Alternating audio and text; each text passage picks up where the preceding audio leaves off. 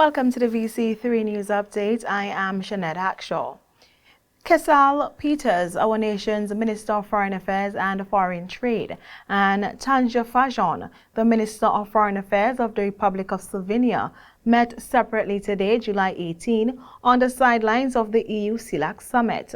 Speaking with the NBC's Damien McTeer after the meeting, Minister Peters said the discussion spanned several topics.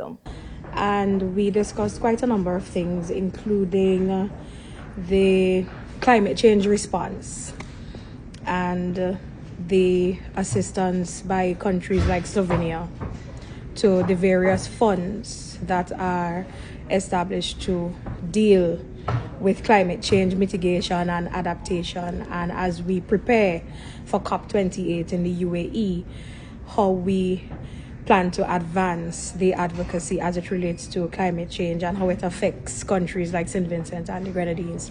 Minister Peters added that the discussion also centered around water management systems, as Slovenia has vast knowledge on water management. We also spoke about water management systems, and Slovenia is very experienced and has the expertise in water management. And Tanja and I discussed the possibility of strengthening our bilateral relations more and looking at that area, because as you know, yearly we have the issue of shortage of water when we experience our drought. A few years ago, we experienced our worst drought in about 70, 80 years. So that is another area of focus. There were several bilateral meetings between SVG and other nations. The summit between the EU and the CELAC is the first in 8 years and is focusing on several issues that are affecting small island developing states in the Caribbean and also Latin America. In more news from the EU CELAC summit, more Vincentians will have the opportunity to pursue studies in Romania, as Prime Minister Gonçalves has been able to lobby for an increase in the number of scholarships offered to locals by the Romanian government. In an interview with Cheryl Macmillan, information officer at the API, who is also one of the two state media workers covering the EU CELAC summit in Brussels, Dr. Douglas Slater, coordinator of the CELAC Secretariat here, said Prime Minister Gonçalves successfully lobbied for more scholarships. As you may know, we have a few there now, but they have agreed and promised to extend the numbers of scholarships to be offered to Vincentians, which is a very positive development. It will be affording our young people further opportunities at tertiary education. So we are very happy with the outcome of that. Dr. Slater said other bilateral meetings have also proved to be fruitful, citing Cuba as one of the countries offering support to St. Vincent and the Grenadines, despite their challenges and scarcity of resources. In that meeting with Cuba, Prime Minister Gonçalves expressed his concern and sadness about the violence that over the past 2 weeks have been perpetrated on Cuban nationals from the medical brigade, and we are hoping that, and he promised that we will do everything that we can to find the perpetrators and bring them to justice. The former Foreign Affairs Minister said the Cuban President Miguel Mario Diaz-Canel has assured Prime Minister Gonçalves that he was certain that the very strong ties shared between both countries are strong enough to overcome any reason that may cause these incidents to have occurred, which would not affect the fundamental relationships between the two nations. We have given them a commitment that we'll do all. They too have said they will have their diplomatic staff engage with their nationals to ensure that they take as much care as possible in their movement around. And on my personal note, I hope that we can all appeal to our fellow Vincentians to do their best to look into the interests of our visitors. Our Cuban colleagues, brothers and sisters, have been offering a service of such great importance to the health care of our people. And we all have a responsibility to ensure their well-being. It's difficult to stop crime sometimes, but let us do what we can to do so.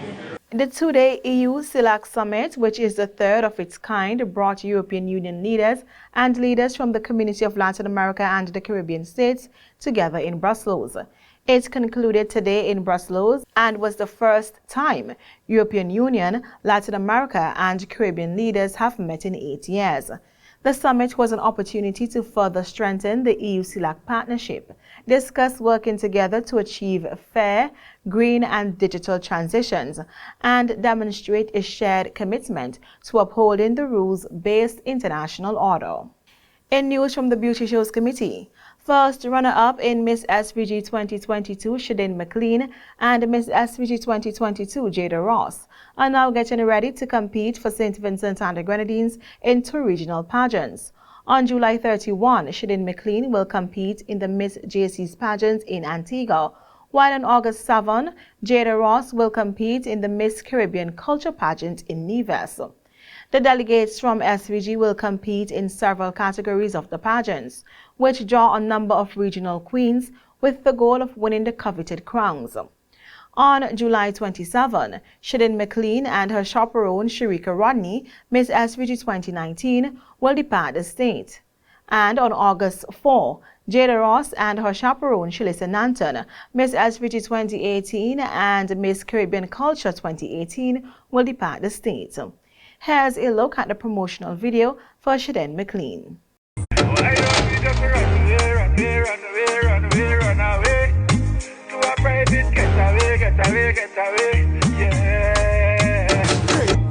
Hello, I am 27-year-old Shadane McLean, representing the home of the Garifuna people, St. Vincent and the Grenadines.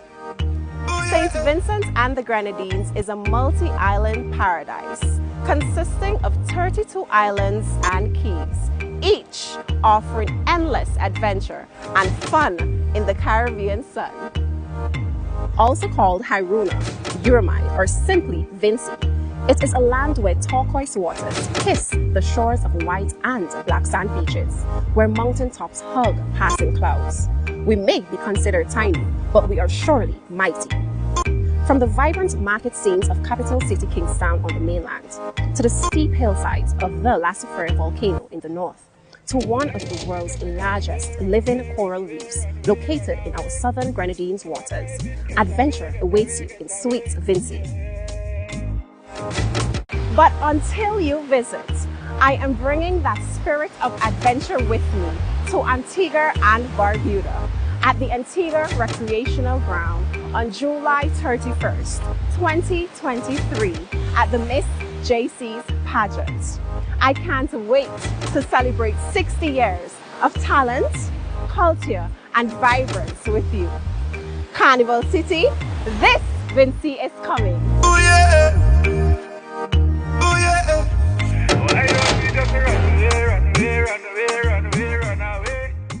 And finally, in our local news story, the Lynch Caribbean Insurance Brokerage Company is attempting to create a platform inside CARICOM that would nurture the increased security required for the players in agriculture and maritime sectors, as SVG hosted the 22nd Eastern Caribbean Ministerial Meeting on Fisheries and the Sustainable Use of Living Marine Resources. Insurance continues to play a critical role in the development of any productive sector, stated Saboto Caesar, the Minister of Agriculture, Forestry, Fisheries, Rural Transformation, Industry and Labour.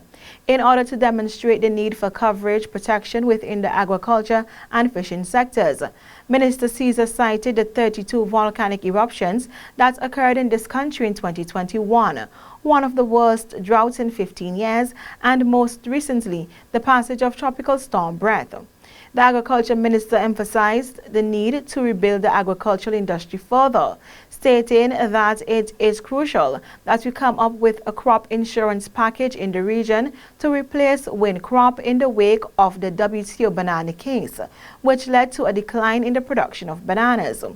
In addition to addressing the problem of food security, Minister Caesar noted that the effects of climate change are felt by fishermen. He added that the insurance system will help fishermen in the Caribbean. The company's director and managing director were on hand to discuss the advantages of agriculture and maritime insurance. Those are our local news stories. Continue watching on Channel 114 for regional and international news, to be followed by the VC3 Sports Update with Chilison Anton.